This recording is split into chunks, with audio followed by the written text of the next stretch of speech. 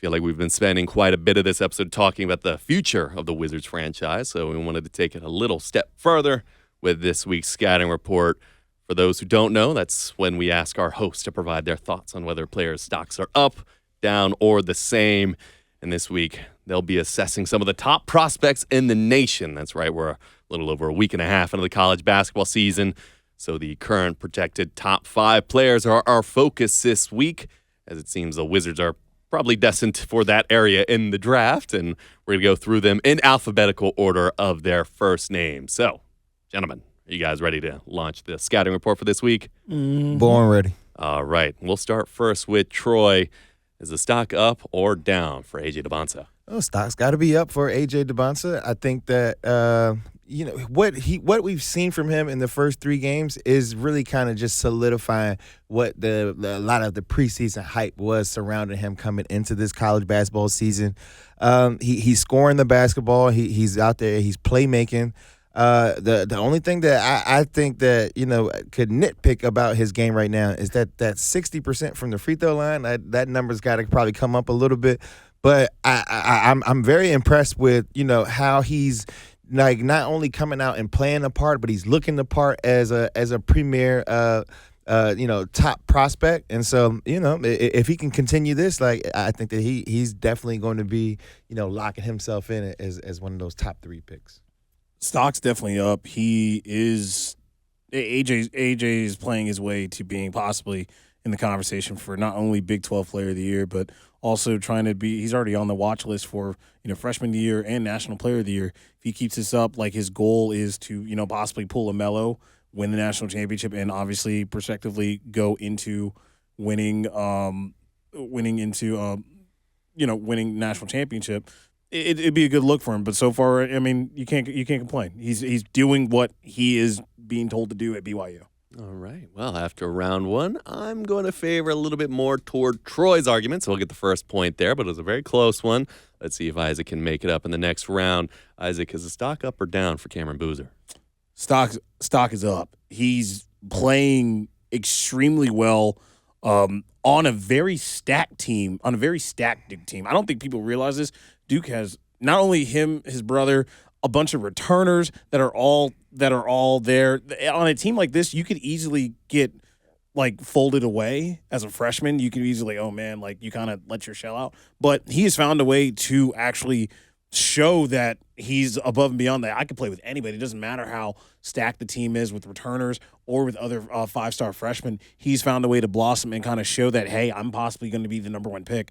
And Duke had a very impressive win showing, and they're dominating the way they need to. There's no question marks about how they played against mid-majors. I mean, we've seen some crazy upsets with some of these guys. Cameron Boozer and his brother as well, they're playing the way they need to do. They're doing what they need to do. I'm going to stock way up on Cameron Boozer. I love the fact that he's coming out here. He's scoring the basketball. He's rebounding the basketball. The 3-point percentage is a little down, but he's taking a good amount of threes per game. 87% from the free throw line. That number to me as a big man, that shows that he has very adept touch. With his jump shot. I'm just impressed. Like this is a guy who, since he's been, 11 years old, 12 years old, has dominated his age group at every level. And, it doesn't look like college basketball is going to be able to hold him either. So my stock is way up on Cameron Boozer. Physically dominating him still, too, which is already amazing. And for that reason, you get the strong up. We'll give a strong point to you as well. So you got the 2-0 lead. Let's move on, though, to Darren Peterson. Troy, is it stock up or stock down for Darren? Ooh, scorching hot through the roof right now. We talk about, I saw Bill Simmons on his podcast say that he may be the best guard prospect since Kobe Bryant. Like I don't know if I'm going that far, but he's averaging more than 20 points per game. This is a guy who he is dynamic with the ball in his hands. And just even beyond just looking at the numbers, this is a guy who literally explodes off of the screen when you watch him play. I'm just very impressed with, his leadership abilities and, as a freshman that he's coming out there and really, taking that responsibility to be the team leader for the University of Kansas and, try to add to Bill Self's trophy mantle. I'm going to have to say stock slightly down. Not because of his numbers. It's not because of numbers. He's been playing exponentially well. It's because he lost on the road on a very pivotal game that I know NBA scouts were watching was against North Carolina. A North Carolina that's supposed to be on possibly a down year with Hubert Davis's job on the line. And he let another freshman show out on him in that game. Caleb Wilson kind of made his national debut on him. And if Darren Peterson, you're supposed to be the lottery pick, you're not going to let anyone try to upstage you at any point in the season, especially this early in a big non-conference game on the road. Come on, dog. Come on, man. You can't let that happen.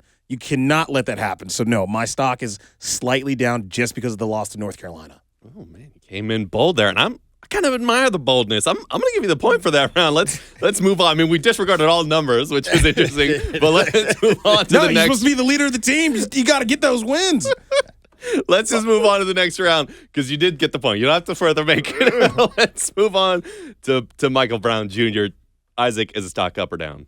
Stock's up for Michael. Stock's up for Michael. And this is also just to piggyback just because also Troy actually made a very good observation.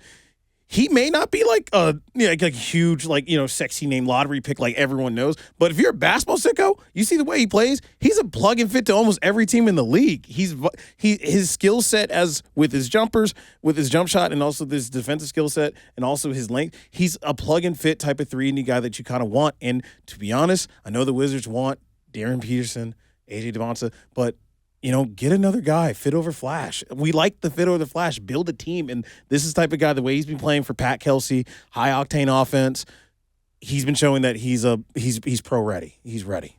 Yeah, stock's got to be up. Since we're talking about wins and losses, Louisville went down and got a big win against their rival University of Kentucky. Brown showed out in that game. He's looked very dynamic with the ball in his hands as a lead guard and ball handler. He plays defense.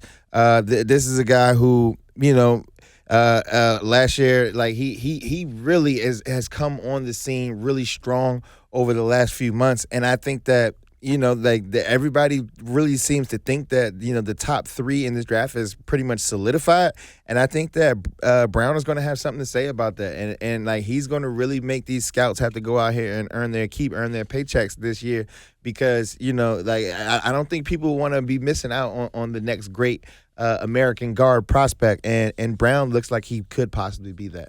Well, I'd say you earned your keep on this one, so you're going to get the point for that round. But let's close things out for a player who grew up just about an hour and a half down the road from us.